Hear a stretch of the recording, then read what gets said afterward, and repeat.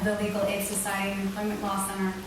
And so here you are, you worked tirelessly on the passage of paid family leave, and now are one of the drivers of the Healthy Working Mothers Workplace Coalition, which is fantastic. We just heard from the first panel about California's successful track record, but also about the shortcomings per Margaret's story.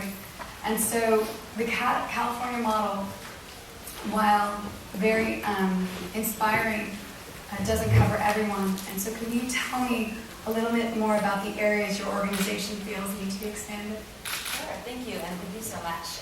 We're all really excited here to talk about the future of work-family policy and how we can continue this fight. And one of the things that we do at the Employment Law Center, which is a nonprofit legal organization that advocates on behalf of low-income workers, is have a dedicated work and family project that was founded in the 80s in response to the overwhelming need we were hearing from workers, primarily women with caregiving obligations around pregnancy leave and accommodations, lactation, medical needs, leaves of absence, caring for others, a whole myriad of issues that really touch all of our lives in some way or another at some point, and really should be basic rights for all workers. We've heard today about so many workers having to make really terrible choices between their health and well-being and their family's economic security and ability to put a roof over their head or food on their table. And we've also heard what a lifeline paid family leave has been in California. So Leader Pelosi pointed out that 100 million people have made use of the Federal Family Medical Leave Act, which is amazing and is a really incredible milestone. And we also heard that for too many workers, leave without pay is not a practical possibility, particularly for low-wage workers. You need to miss time from work. You need every penny that's in your paycheck, and it makes it too difficult to ask workers to be sacrificing their income in order to care for their family. So through our Work and Family program, we have a helpline that last year received over 2,000 inquiries. So there are lots and lots of people throughout the state struggling with this. And one of the most difficult parts of my job is when I have to tell people that the laws don't cover their situation. And one example, we heard some examples earlier from Margaret about laws that don't apply, that make her choices really difficult. And last year we heard from a caller, Sally. She was 74, and she worked forever at a very large national retail corporation, which shall remain nameless. And unfortunately, her twin sister that she lived with had been diagnosed with terminal cancer. And she wanted desperately to be able to be there with her sister to give her the dignity of dying at home, is what Sally said she hoped to be able to provide. And her sister's husband had passed away years and years ago, and her children lived out of state. There was no one else who could care for her besides her twin. And I had to tell her that sisters are not family under the current iteration of California's paid family leave law, which at the time only applied to parents, spouses, registered domestic partners, and children, which of course is woefully insufficient. Families don't work like that. Families are diverse and complicated. And California has the second highest percentage of multi-generational families in the country. So we were really missing huge swaths of people who needed to care for each other in really important times of their life. And she is not unique. I just talked to a lot of people who I had to tell you don't get paid family leave. And so fortunately, with a lot of friends in the room, the California Statewide Work and Family Coalition and a lot of others, we were able to work to pass SB 770, which expanded the definition of family under California law, which will go into effect starting July 1st. So that now, or starting in July at least, grandparents, grandchildren, parents-in-law, and siblings are all included in the definition of family if you need to care for someone who has a serious illness. So it's important for us to remember going forward that we need to think broadly about who family is and the way that caregiving responsibilities work, because we're leaving out sections of people and workers who really earned the right to care for their family members who are experiencing grief. Are there other kind of areas that you would want to expand outside of the definition of family? Can you share some of those? Sure, there are, paid family leave is part of kind of big jigsaw puzzle of laws that apply to a lot of different situations. There are separate laws that provide for time off, for medical, for bonding, separate lactation laws, domestic violence and sexual assault leave. All of these things are separate. But the pay is a really important element to make accessible to all employees, because regardless of why you're taking time off or why you need it, it's too difficult to manage without pay. So the duration could be longer. California's paid family leave provides for 6 weeks of leave. It doesn't, not every worker is entitled to job protected time off under either the California or federal law. The Department of Labor estimates that about 40% of workers are not actually entitled to time off in situations, to care for an ill family member. Can you give us an example? The federal law has 3 eligibility requirements. One is that you have worked for your employer for at least a year. You've worked at least 1,250 hours, and your employer has at least 50 employees within a 75-mile radius of your work site. And if you don't meet all 3 of those eligibility requirements, then in many circumstances you aren't eligible for time off. So they can just say no. So this is another situation that we heard from last year. A woman was in the process of adopting her 3 nephews. They had lost several of their family members in an accident, and their mother was no longer able to care for them. And 2 of them had pretty significant disabilities, and she needed time off to take care of these new children that she was adopting. And that were going through some really significant changes in their life and dealing with a lot of trauma. And her employer had fewer than 50 people, and so she was not eligible for time off to bond with her new children, even though she was eligible actually to receive paid family leave. And so it really needs to be, all workers need to be able to take time off in this situation. I know it's interesting when we think about the fact that so many of our companies have less than 50 employees, and so it's such a disservice to those who don't benefit. Donna. So Donna, you're the division manager of the City and County of San Francisco Office of Labor Standards, and very excited to kind of hear more about the challenges, if any, facing city employers in complying with these programs. So, as was mentioned, San Francisco was the first city in the country to require employers to provide paid sick leave. The law was passed by voters. It was on the ballot in November 2006. It was championed by 2 women at a community organization called Young Workers United. Since that time, a number of cities, Washington, D.C., Philadelphia, New York City, Portland, Seattle, and the state of Connecticut have all passed paid sick leave ordinances modeled on San Francisco's. But San Francisco's is quite a bit more expensive than any of the others. It requires all employers, regardless of size, regardless of industry sector, to provide paid sick leave to all employees. Full-time, part-time, who begin to accrue paid sick leave on their 90th day after the first day of work.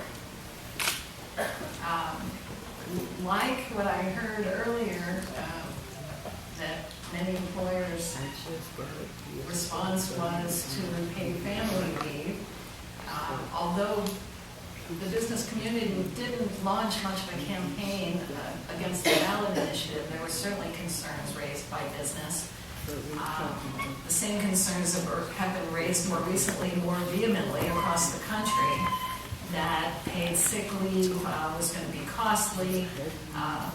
Employers assumed that workers would take the full amount of days that they had accrued, that they would have to pay for replacement workers, that the costs of record keeping would be enormous, that employees would abuse the sick leave, the right to sick leave, that compounded with San Francisco's local minimum wage, that the law would be a job killer, and that the cost to the taxpayer for enforcement would be enormous. enormous.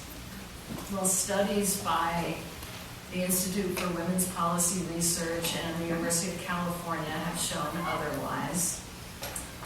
They've shown that employees in San Francisco have taken 3 to 4 days a year of paid sick leave, very close to the national average elsewhere. 70% of businesses said that the paid sick leave ordinance had minimal impact on their business, and others said that they were able to absorb any added costs through reducing compensation, other types of compensation, some through reduced profit, and some through reduced turnover and increased productivity. 3/4 of employers said that they supported the city's paid sick leave ordinance. And of those that had to make significant changes to their policies, 2/3 supported the ordinance. In fact, the leaders of the Golden Gate Restaurant Association and the Chamber of Commerce are on record saying that the paid sick leave ordinance was not a big issue. It was something that their members could comply with, and that it was good for public health.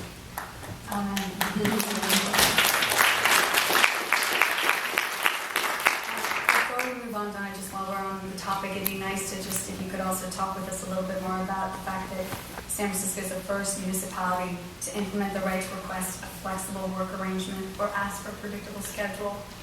Can you give us a little more insight into that? Sure. Not only were we first to adopt paid sick leave, we're the first city to pass an ordinance that requires employers to allow employees the right to request a flexible work arrangement or predictable schedule at work.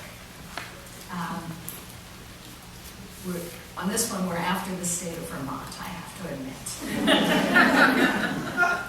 The family-friendly workplace ordinance recognizes the huge employment shifts that have happened in this country. The number of single-parent households has doubled in the past 50 years, and nationally, 70% of households with children are headed by single parents or 2 working parents. And in San Francisco, that number is 80%. We're living longer. More of us are caring for aging parents and aging relatives. 32,000 San Franciscans live with a parent age 65 or older.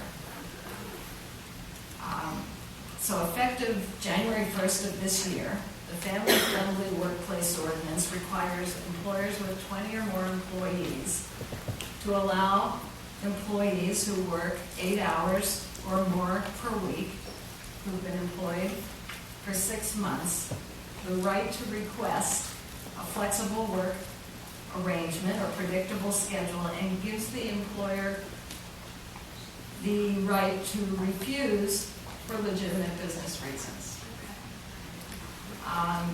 The ordinance provides for timelines that employers must meet with the employee and respond to the employee's request. And it's interesting that our office's authority to enforce is limited to whether an employer took adverse action against an employee for exercising their rights under the ordinance, or whether an employee was discriminated against because of their status as a caregiver. But we also can review whether an employer followed the correct procedures, posted the notice, but we don't get involved in saying whether or not the employer's reason to refuse was legitimate. It's a soft touch law, I've heard it referred to, and the goal of the ordinance is to create a safe space for discussion in the workplace where employees who have caregiving responsibilities can ask to get their needs met. Similar laws have been passed as early as 2003 in the United Kingdom and in Australia, New Zealand, and other European countries, and have had great success. In the United Kingdom in 2012, 3/4 3/4 of all workers reported that they use some sort of flexible working relationship arrangement at work. 77% of women and 71% of men. I found those numbers astonishing. So I'm hopeful that San Francisco's law, that we'll be able to come back years from now and report a similar success, that not only with the paid sick leave ordinance, but also with the family-friendly workplace ordinance, that San Francisco will serve as a national model to be replicated throughout the country. Thank you. Judy Patrick, President and CEO of the Women's Foundation of California. Judy, your foundation helps to train community leaders to work with elected officials on policies that improve the economic status of women in the area of work-family policy. What innovative issues do you see on the agenda? Thanks. So the Women's Foundation of California has this big vision that women and families should be economically secure in the state of California. It's a big expectation, and we do that, as Jennifer said, both by training leaders from communities to do this important policy advocacy work, as well as grant making that supports this kind of work in our own policy leadership. And it puts us in this place of really seeing emerging issues, sometimes innovative issues, but things that I think really will make a difference in the lives of families. And I tend to think in buckets, and so I'm going to run through policies that fall into 3 buckets. Not that these are all the possible buckets. But one of the things I think it's always important to look at when we think about innovative workplace policies are what are the barriers to entry. Right? So obviously one of these is affordable child care. And we've heard several references to Rosie's here today, but I don't think anybody said that in addition to equal pay for equal work, they had 24/7 child care.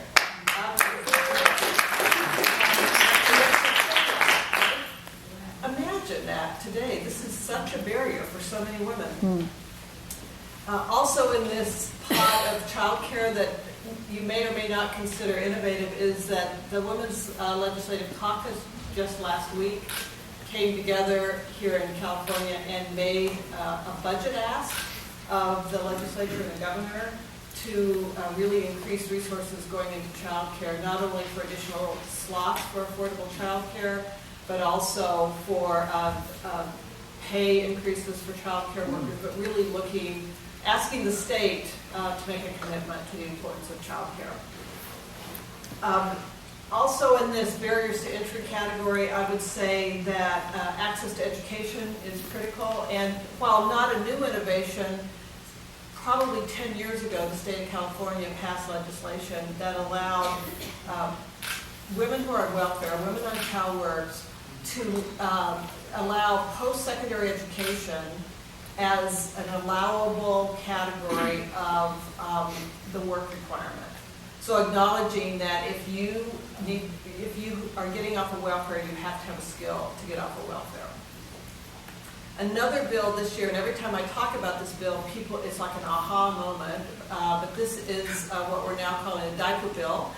It's AB 1516, and it's a bill led by a team of our Women's Policy Institute fellows that is looking at this idea that for a barrier to entry for low-income women is having enough diapers, both for their sanity, the well-being of their child, and if you want to leave your child in child care, you have to have a day's supply of diapers to leave with your child.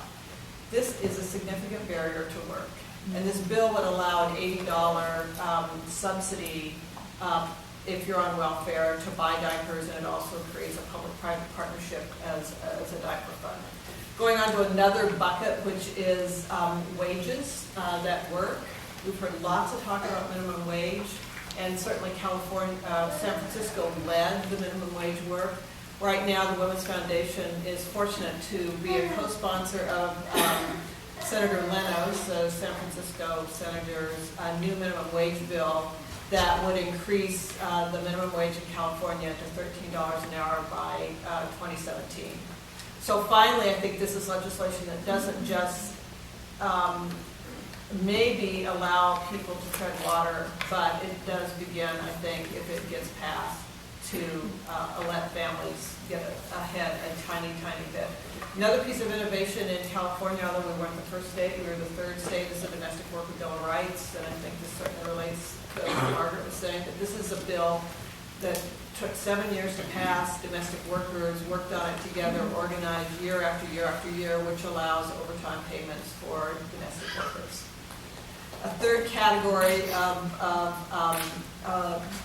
bills and policy for me is workplace policy. We've heard so much today about paid family leave. We've heard some about paid sick leave and how important it is. And Anna O'Leary talked about Lorena Gonzalez's paid sick bill of 3 days. The only thing I want to add to that is that it's cumulative. So after 90 days, you're eligible for 3 paid sick leaves days a year, and you can accumulate those year to year. Another place that I think we can and need to do better is in wage transparency, and Hannah Jackson this year, I don't have that bill number, but she has a bill that is looking once again at the importance of wage transparency. Also, safe workplaces is important if you want to look at workplace policy, and Hannah Jackson last year got signed into law, SB 400, that protects survivors of intimate partner violence in the workplace. We've also just heard about the importance of family-friendly workplaces in terms of what you just heard from Donna. I don't need to repeat that. Not innovative at all, but as we do this legislation, we have to think about enforcement, and we have to think about awareness building around it. And so often we get a piece of legislation passed, and we don't have the resource it takes to really implement it and then monitor its implementation. So not innovative, but I think we can't do policy work without thinking about it. Thanks. Vicki Schapo, the Vice President of the National Partnership for Women and Families, thanks for being here. So, Vicki, some of the opposition to greater policies that support the needs of working families come from those who argue on principle that government should not mandate these programs and that voluntary efforts are better. What is your take on this position? So I want to just say first that it is such a pleasure to be in California, where we can have conversations about policy and where we have evidence that policy works. So just to sort of put this all in perspective, 2 years ago, the National Partnership did a study called Expecting Better, which looked at the 50 states and looked at the laws in place to help new parents and family caregivers in all 50 states. California was at the top. We are about to release a study again in time for the White House Summit, doing sort of a review of all of this. California has more company this time, so Rhode Island passed a paid family leave law last year. Connecticut, New Hampshire, and Vermont all had study bills on paid family leave, which hopefully will be as successful as former State Senator Solis's bill was here in creating a paid family leave law. We've got paid sick days in more cities, in addition to what Donna talked about, Jersey City and Newark, just in the last 6 months, put paid sick days laws in place, and New York City expanded its law. Vermont has its flexibility bill, and there are a number of other policies around the country. So far, 24 million people in this country have access to paid leave, temporary disability insurance, or paid sick days because of public policies, but that's only about a fifth of the workforce. So you're right. We hear all the time from employers and from sort of the organized business community that these policies are job killers, that they don't work.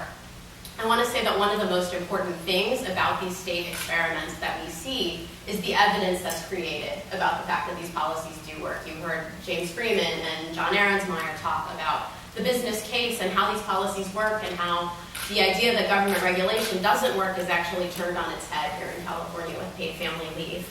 So this gets me to your question, I think, about employer policies. I think we have ample evidence now to show that in every case, these policies are working. They're working for employees. They're working for employers. It is great that there are businesses around this country that are doing the right thing voluntarily, and there are a number of them, and they set great examples, and they help to provide even more evidence. But the reality is that only 12% of workers in this country have paid family leave through their employers. Just 40% have access to personal temporary disability insurance. Only 50% of new mothers take any paid time off of any length with any form of wage replacement after the birth of their first child. 50%. And if you look by education level, it's only 18% of the least educated, and that people with the lowest education levels, and that number has been the same since 1961. Crazy. Only 60% of workers have access to a single paid sick day.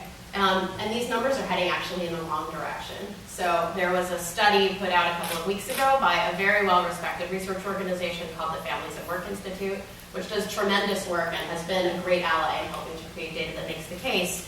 But in that study, it shows that access to paid maternity leave is going down. Number of weeks that dads and family caregivers are able to take for leave is going down. And even access to 5 paid sick days to care for a child has dropped by 10 percentage points in the last 5 years. So we are headed in the wrong direction.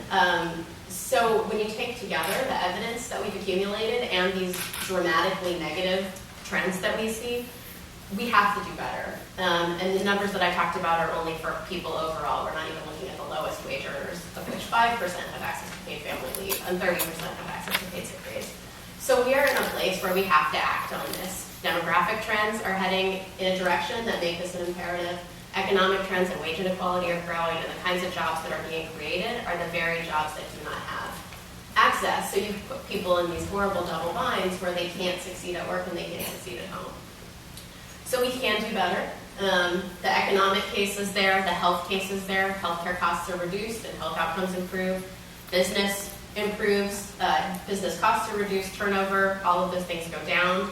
Public assistance actually goes down and the tax base increases when we have policies like this. I don't know whether it's okay to say, but I think California has a really important role to play here. And so everybody likes action steps when they come out of a meeting like this, and I want to sort of put forward a few action steps. So one is California has data, Rhode Island and New Jersey have data, cities with paid sick days have data. It's really important to get that data out there and to use it every single time we hear an argument against the business case, to use that data to say, actually, this is a good thing. Business owners dispel myths, and actually today a new HR association, California HR professionals for paid family leave, was just launched today. And I think there are a couple of representatives of that effort in the room. We've got to put a human face. So Mary Ignatius have put a great human face on this problem. And we need policy to drive culture change. So when the FMLA passed, only about 20% of small businesses offered unpaid family leave, and now about 99% do. So policy drives culture, and the statistics about men. We need to do all of this to make change at the federal level. So we at the National Partnership convene a coalition in support of a national paid leave bill called the Family Act, the Family and Medical Insurance Leave Act, which builds on the best of California by offering 66% wage replacement, which is higher than California, but the same as New Jersey, 12 weeks of paid leave, and it applies to more workers so that it's not just tied to business size. So we need help. We need everybody in this room and everybody out there to use their voices and to marshal the evidence so we can make sure that new moms in Nebraska have the same rights as new moms in California, and we must go forward. I was having dinner with former Prime Minister of Norway, who was also Prime Minister Grove, who was also a doctor, who was sharing her thinking behind a paid family leave as applies to both the mothers and the fathers in Norway, and how they mandated a minimum of 6 months for women because that was the necessary bonding time, which included which included the breastfeeding time, but then that it was critical that the father had this special period, 6 weeks at least, with the children before the child was 1 year of age, critical bonding period for the father and the child. And I just think it's so interesting. Does it take what is it about the Norwegians? And clearly, and I just because I want to get into culture here, because clearly we need a policy, and sometimes we need a cultural conversation to shift the policy. But there are stigmas in this country, right, around men playing a larger role in caregiving. Even though you're hearing more and more men who are staying at home, you hear this. But in order for men at the top of their of industries and the top of their careers to be taking paid family leave and setting a precedent, to be going to their kids' sports game and setting a precedent. I know this sounds like a luxury, and it is a luxury for many, but if people who have that luxury don't actually take initiative, then in a sense, what kind of model are they providing for other men? And I'm just curious if you guys can kind of connect the dots between culture and policy. Because I'm thinking, time is up, stop. But I think it's an important conversation, right? We all know that to move policy forward, you have to have buy-in.